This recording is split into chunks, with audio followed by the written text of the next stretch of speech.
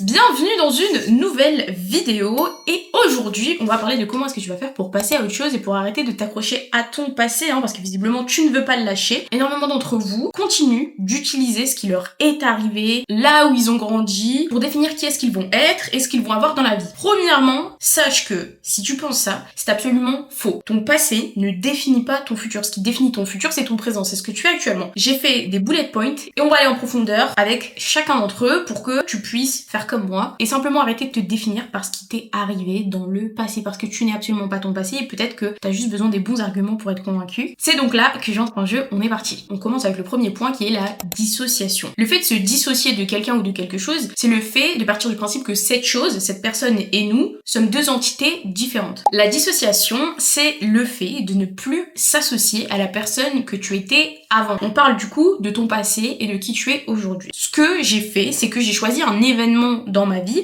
qui a marqué symboliquement la mort de la petite fille que j'étais et la naissance de la femme que je suis aujourd'hui. Alors évidemment, il y a des moyens qui sont moins morbides que tu peux utiliser, mais moi, je trouvais que c'était assez poétique de parler d'une mort et d'une renaissance. Je trouvais ça très très beau. Donc c'est ce que j'ai fait. Quand je parle de mon passé, quand je parle de qui j'étais, j'en parle avec le sentiment que cette personne n'est pas moi, n'était pas moi, c'était ma petite sœur ou ma fille. C'est pas comme si je parlais de moi actuellement. Parce que je me suis dissociée mentalement. J'ai mis une barrière, pas un mur, parce que je suis très au courant que cette personne était moi, mais ça me permet d'arrêter d'utiliser mon passé pour excuser tout ce que je fais et tu vas comprendre ça dans le point numéro 2. Concrètement, ce que tu dois faire, c'est trouver un moyen de couper le lien entre la personne que t'étais et la personne que t'es aujourd'hui. Alors t'es pas obligé de rompre tous les liens, mais le lien principal qui fait que tu te définis par ce que t'étais, tu dois le trouver et tu dois le rompre de suite. Ça peut passer par le fait de t'écrire une lettre et ensuite de la brûler. Chacun utilise ses propres techniques. Tu peux partir faire une espèce de retraite spirituelle, juste partir 3 jours à Barcelone et partir du principe que lorsque tu reviendras, tu ne seras plus la même personne. Tu peux simplement déménager et te dire que maintenant que t'es dans cette nouvelle ville, t'as de nouvelles habitudes parce que la personne que t'étais vivait là-bas, dans ta ville natale, et qu'aujourd'hui, tu es une nouvelle personne qui vit dans une nouvelle ville. Il y a vraiment énormément de techniques. Tu peux simplement aller checker sur internet, aller regarder sur Reddit, sur Twitter, tu peux regarder sur Google, tu peux regarder de partout et trouver des moyens de créer une césure vraiment très nette entre qui t'étais et qui t'es aujourd'hui. Ça, pour moi, c'est la première étape pour te permettre ensuite de passer à la seconde,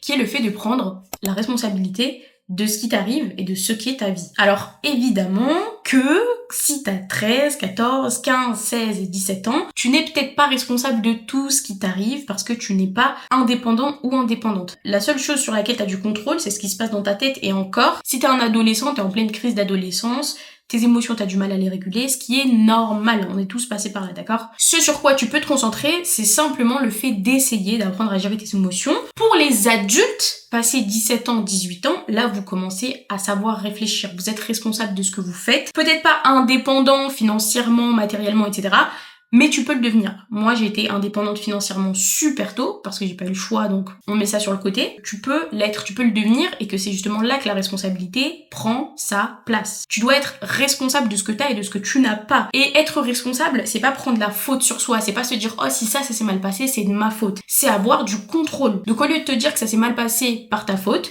tu te dis plutôt « Ça s'est mal passé, mais j'ai le contrôle sur la situation, j'ai le pouvoir de régler cette situation ». C'est là où, par exemple, si tu veux devenir indépendant ou indépendante financièrement, tu te dis pas « c'est de ma faute parce que je suis pauvre et parce que je bouge pas mes fesses pour aller travailler ». Tu te dis « j'ai la possibilité justement d'aller me trouver un emploi, j'ai la possibilité de créer quelque chose pour avoir une indépendance financière ». Donc bon, là j'ai pris l'exemple le plus simple. Il y en a des tas. Ce que tu dois retenir, c'est que être responsable de ce que tu fais, c'est arrêter de blâmer le monde, de blâmer tout le monde, sauf toi. Quand t'es responsable de ce que tu fais, t'arrêtes d'essayer de trouver des excuses et tu passes ton temps à trouver des solutions. Et là, tu vas bien plus loin dans ta vie. Demain, à 20h, mon carnet 31 jours sort. Donc, si tu veux prendre responsabilité de ta vie et que tu veux pendant 31 jours être au maximum de ta productivité, je t'encourage à t'inscrire à ma newsletter.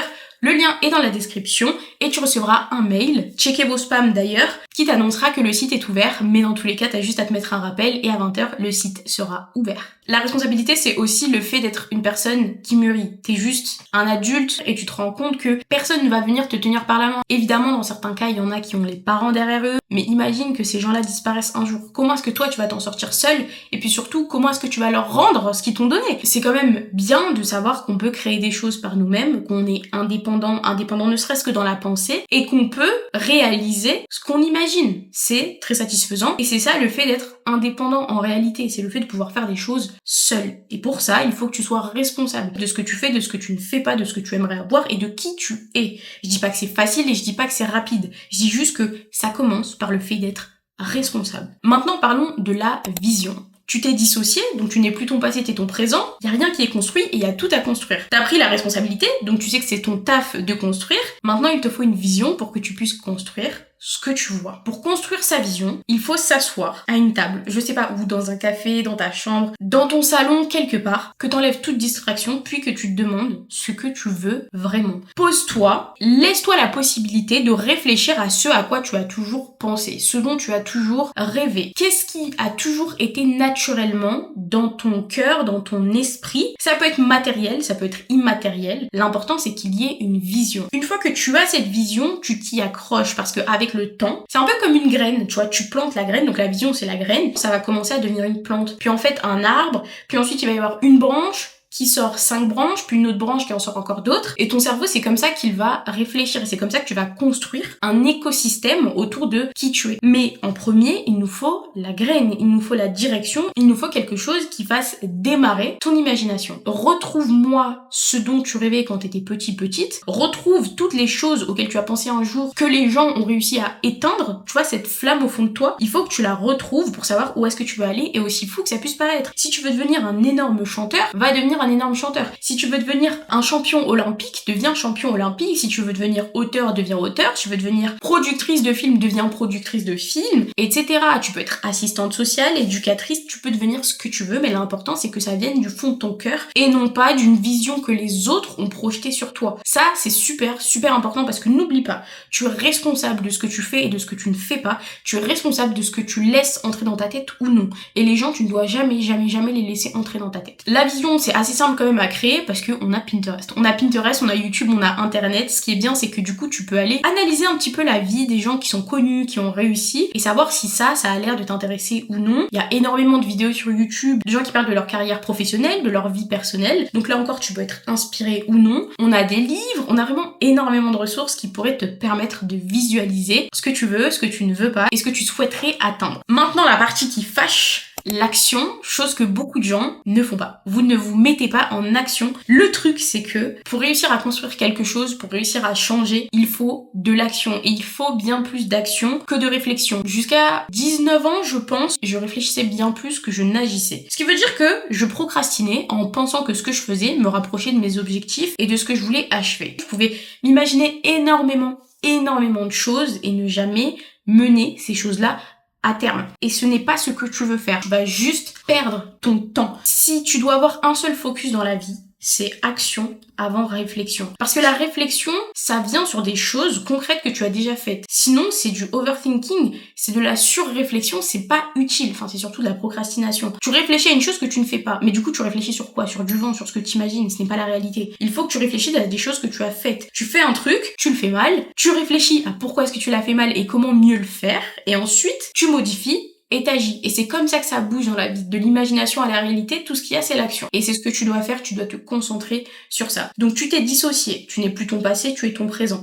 Tu prends responsabilité de ton présent, ce qui te permet de pouvoir commencer à visualiser ce que tu veux, à avoir la vision, et ensuite tu passes à l'action pour exécuter cette vision. Parce que, comme Denzel Washington l'a dit, les rêves sans plan ne sont que des rêves. En 5e, on a la régularité. C'est difficile de se lancer, je te l'accorde. C'est tout aussi difficile de continuer sur sa lancée. En anglais, on dit consistency, donc je pense que tu as déjà entendu ce mot. C'est pour ça que d'après moi, les routines sont un élément qui est sous-coté et qui pourtant va designer la vie que tu vas avoir. Si tu fais en sorte d'avoir une routine avant d'aller dormir, ton cerveau va prendre l'habitude et associer cette routine au fait de s'endormir. Tu vas t'endormir plus facilement, tu vas avoir un sommeil de meilleure qualité et tu vas pouvoir mieux réfléchir parce que le cerveau a besoin de sommeil. Si tu prends l'habitude de faire certaines courses, des courses qui sont bonnes pour ta santé, tu vas prendre l'habitude d'aller faire tes courses, de te faire à manger, donc tu vas économiser tes sous en n'allant pas dehors, et tu vas sauver ta santé, voire même ton body goal, tu vois, en ayant pris l'habitude, donc en ayant créé la routine, de faire ces courses-là. Tu peux créer des routines pour n'importe quoi. Pour faire des vidéos YouTube, tu peux créer des routines pour aller au travail et faciliter le fait d'y aller, pour déposer tes CV, pour aller en cours, pour réviser, pour dormir. Et la régularité, c'est donc la clé de tout. Tu peux avoir une idée et passer à l'action,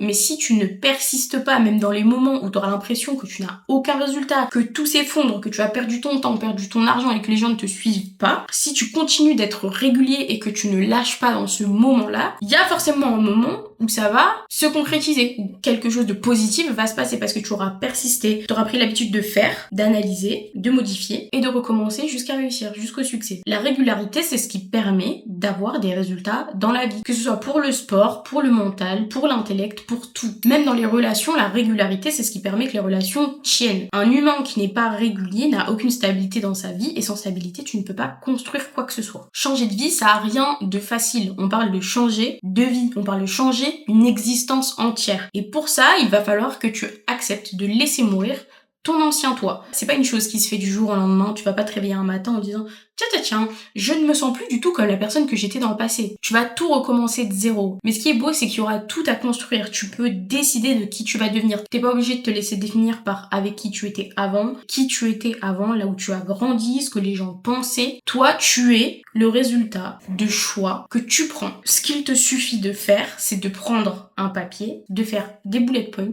et d'écrire ce que tu veux changer, ce que tu veux devenir et surtout prends le temps de te demander ce à quoi tu veux que ta vie ressemble. Dans mon livre, il y a des pages entières où je permets justement au lecteur de pouvoir au présent dire ce qu'il est, donc en parlant de son futur soi, mais il faut le faire au présent, pour que ton cerveau puisse intégrer le fait que cette réalité existe. C'est pour ça que je t'encourage à aller décortiquer la vie des gens qui pourraient éventuellement t'intéresser, parce que en ayant des détails de leur vie, ton cerveau va se dire que c'est une réalité qui existe, parce que lorsque tu as des détails de quelque chose, t'as l'impression que c'est réel. Et c'est justement ce que tu dois construire dans ta tête. C'est ce que tu dois faire apparaître. Tu dois convaincre ton cerveau que la vie que tu veux est déjà la vie que tu as. Toi, évidemment, tu sais que c'est pas forcément le cas, mais ton cerveau, pour l'instant, ne voit que ce que tu es aujourd'hui. Et tu as besoin de lui ouvrir des portes sur lesquelles il puisse voir que c'est possible. Parce que ton cerveau, une fois que tu lui montres que quelque chose est possible et que tu l'obsesses avec ça, il ne va pas lâcher l'affaire. Il va trouver des solutions pour avoir ce que tu veux, pour retourner à sa réalité à lui. Si au contraire tu lui trouves des excuses, il se fatiguera le moins possible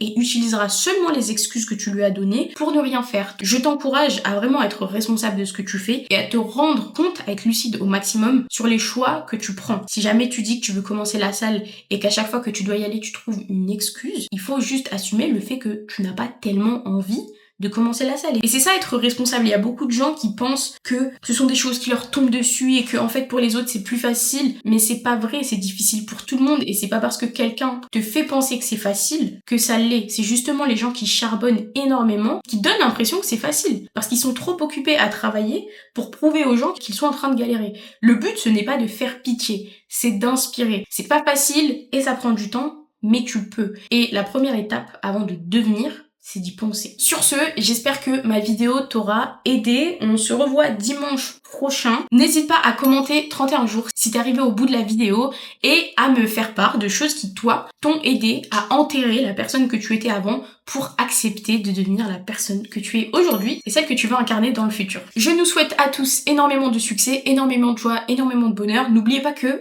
être heureux, c'est un choix et j'essaie au maximum de faire le choix de l'être tous les jours. Prenons tous le temps d'être heureux pour les problèmes qu'on rêvait d'avoir à l'époque.